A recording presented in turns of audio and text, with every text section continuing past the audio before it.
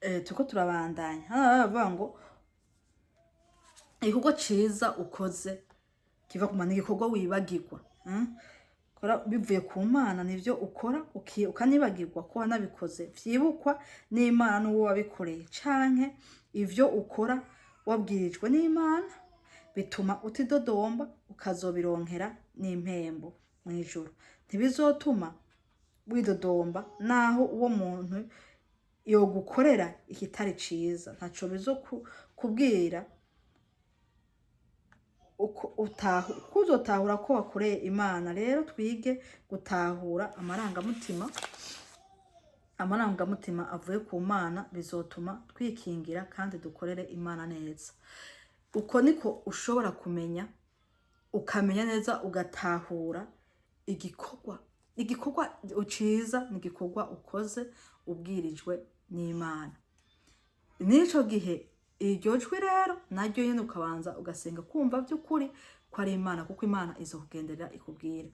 Ico ni cambere.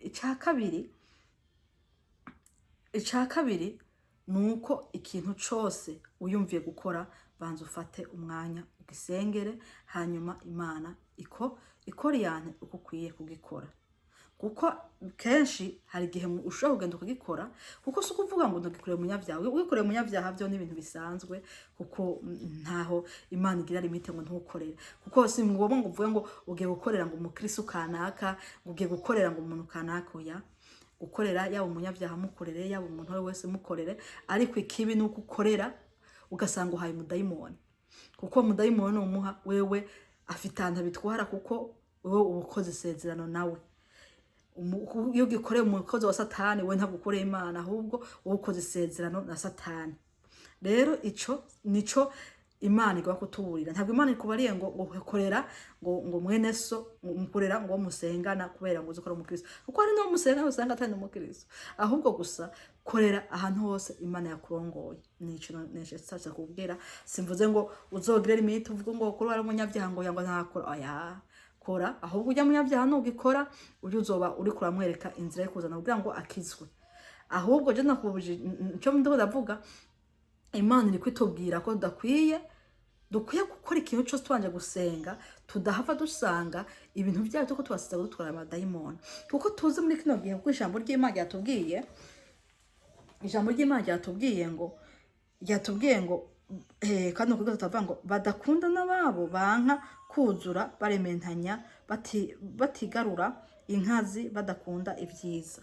Kuko turazi hari abakozi ba Satani agenda akoresha, ugasanga umuntu agiye gukora n'abapfumu cyangwa gukora n'ibi, bakagasanga abo baguterereza ibintu, babiguterereza ukumva ugize impuhwe yo gufasha abantu, ariko atari uko ugize itari impuhwe zivuye ku Mana. Wafata utuntu twawe ukabahereza, ahubwo bagaca bagenda bagatwara mu bapfumu, bamara gutwara mu bapfumu wowe ukazokwama, ahubwo ubayorera bashiraho nta kintu nakyo wigeza. Ico cyambere. Ica kabiri, abandi ugasanga nico ukoze cyose, kuko wamaze kugenda kugiranira amasezerano na Satani, bamaze guto bakajana, uzokwamukora uruha nta kintu nakimukora. Wakora inyatsi ubugwayi, iyo utagize kumva hari ngo barahamagaye ngo tora hariya ukunuku nta kintu nakimushikako. Nico gituma rero bene data, ico dukora cyose dukwiye kubanza tugasenga Imana. Hari igihe umuntu ashaka ko ariko arumva bakavuga ati ujya kwigisha kugira ngo ntazotango ya Yesu.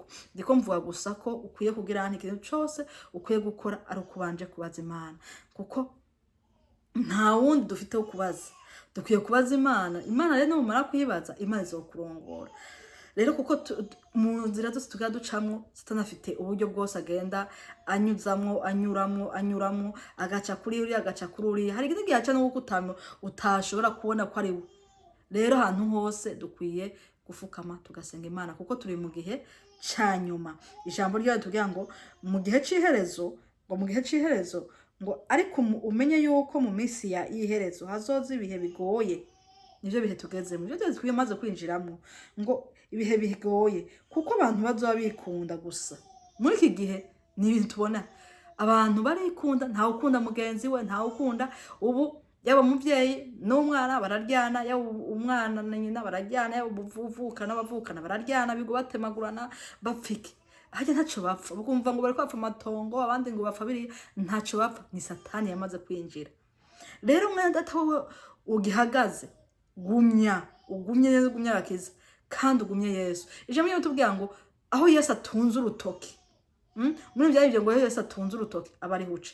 Rero caho Yesu atunze urutoki, mwaho Yesu atunze urutoki nibi byose ariko akubwira n'urutoki ko gutungira, ariko akubwira ati ifatuko nimba ari hantu ugomba guca kugiye ugombye gufata urugendo uvuga uti Yesu nje imbere, niko nivyo ugiyemo byose ukwiye kuvuga uti Yesu nje imbere.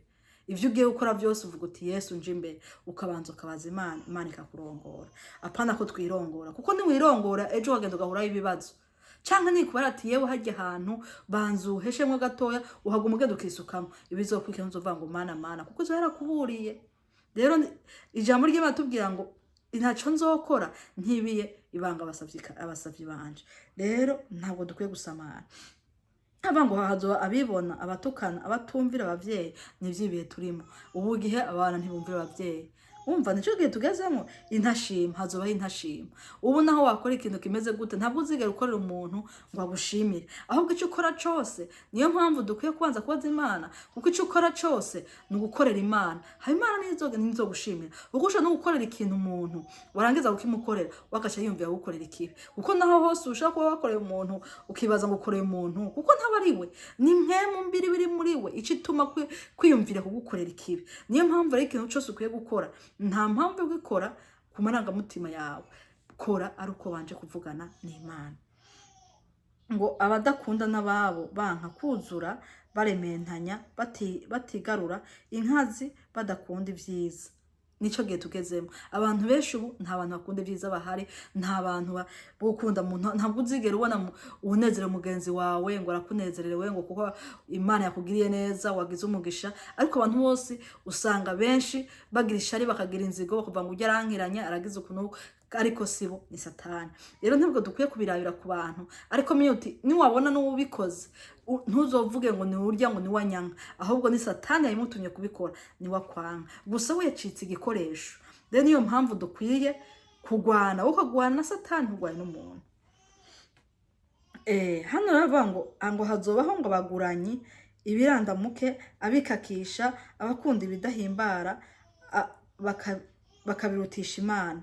Nico gihe kitugezemo. Muri kino gihe abantu benshi bikundira ivy'isi bibahimbara ariko ntibakunde Imana, ntibakunde ivy'Imana, ntibakunde ibikorwa, ntibakunde Imana, bagakunda ibintu byo kubanezereza gusa. Nico gituma kenshi muri kino gihe usanga ijambo ry'Imana ry'ukuri abantu atazokwigira baryumviza ngo barirame. Ugasanga benshi bibereye mu bisamaza, mu bintu nyene byo kubatwenza n'ibindi, ariko ibintu bigira ikimazi, ariko ibintu bigira ikimazi ntugasanga ntibabirimwe. Nico gituma benshi usanga bagenda mu bintu byo kugira ngo bashobore kugenda mu bintu bibasamaza, bahagenda mu bintu bona bitabafitiye akamaro.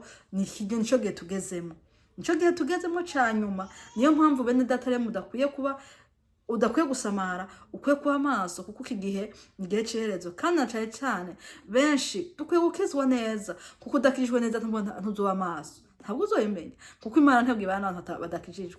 Rero ukwiye gukizwa cyane cyane. Numara gukizwa, uburinzi bwawe ni ugukizwa, kuko udakijijwe sinazo kwitambataba ko ashaka. Kandi ibyo byose tuko turavuga ntuzoyibona, uzokwama ibyo byose uzokwama bigwamwo. Ariko kizwa neza. Numara gukizwa neza, hama wegere ugendana mpemu yaraba kurongora. Mpemu namara kurongora ntazokwemera kuja mu kintu kibi. Rero ariko nusama nutakizwa, ibi byose bizogushikaho. Bizogushikaho, kuko iki gihe Satani akora mu rwego rudasanzwe.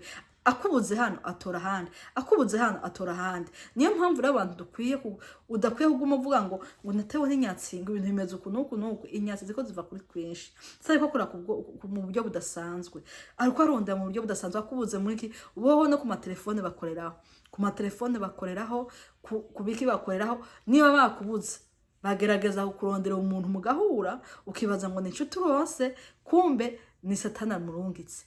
Mwico gihe umuntu azinjira mu nico gituma yaba umugenzi wawe no kumusengera, yaba inshuti no kuyisengera, ndetse yaba n'abashitsi murongo bose no kubasengera. Si ugupfa gutora mu muntu wose ubonye uhite uyora, ahubwo umuntu wese fata, kuko icyo nakubwiye ukwiye kuba mu buzima bwo gufata ubuzima bwawe ukabushamwe Imana.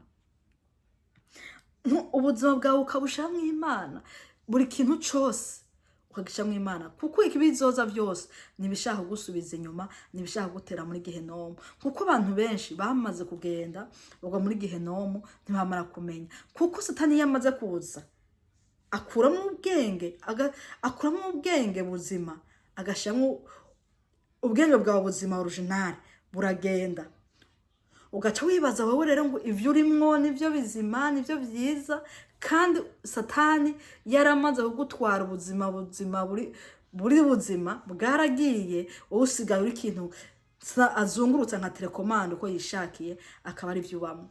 Rero iyo Satani amaze gushika, ico akora ca mbere akorera mu ubwenge bwawe buzima akabutwara. Niyo mpamvu ubona benshi ushobora wowe kuba ukirimwa ubuntu bw'Imana uvuga uti ariko ujya muntu bigenda ariko arakora nukuri ni muzima, ntabwo aba ari muzima. Ubuzima Satani yarabutwaye akakugarukanira pirate, wowe rero ugaca ugenda nka telekomande akakuzungurutsa uko ashaka, ariko byose byararangiye wowe utacurimo. Niyo mpamvu rero uzosanga ugasanga harimo abantu batema abantu, abandi bakica abandi bakagura bagenzi babo, abandi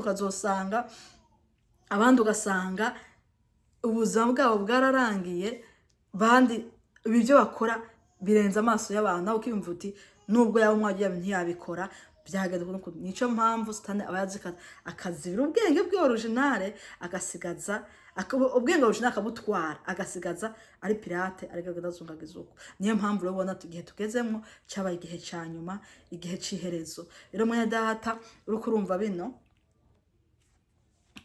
bino ntusamare, kuko numara gusamara uzosanga ufashe umwanya wawe warawutaye, kandi ikindi bizokubabaza muri gihe kuri wa munsi. Bene data mukwiye guhunga, kuko nuhunge kuko Yesu ari ku rugi agiye kuza vuba. Niyo mpamvu rero ibi byose kurababwira nuko mukwiye guhunga mukavayo. Ejo uzohava ugenda uvuga uti mwami nakora mu izina ryawe, azokubwira ngo sinigeze nkumenya. Ubundi ahandi naho ugende usenge warakoze ibikorwa waragize ukunuku, ugazosanga akubwira ngo sinigeze ndakumenya. Rero mwene data turabahaye kaze, mushishikaye mudukurikirana. Ngiye kugarukaniriza hano, mushishikaye mudukurikirana, muzova vyishikaye mugiye mutwandika kuri umuntu uzeye, mwandike muri commentaire kugira ngo mushe kutubwira, kugira ngo abashaka kuba babona ibyo bimenyetso mushaka kuduhamagara tukabafasha, ndetse mubisharinge mu bihe n'abandi bantu, kandi mushike kugira ngo n'abandi nabo bashobore gukira, kuko ndazi bene data sinababesha, ndazi yuko ari ibintu byinshi.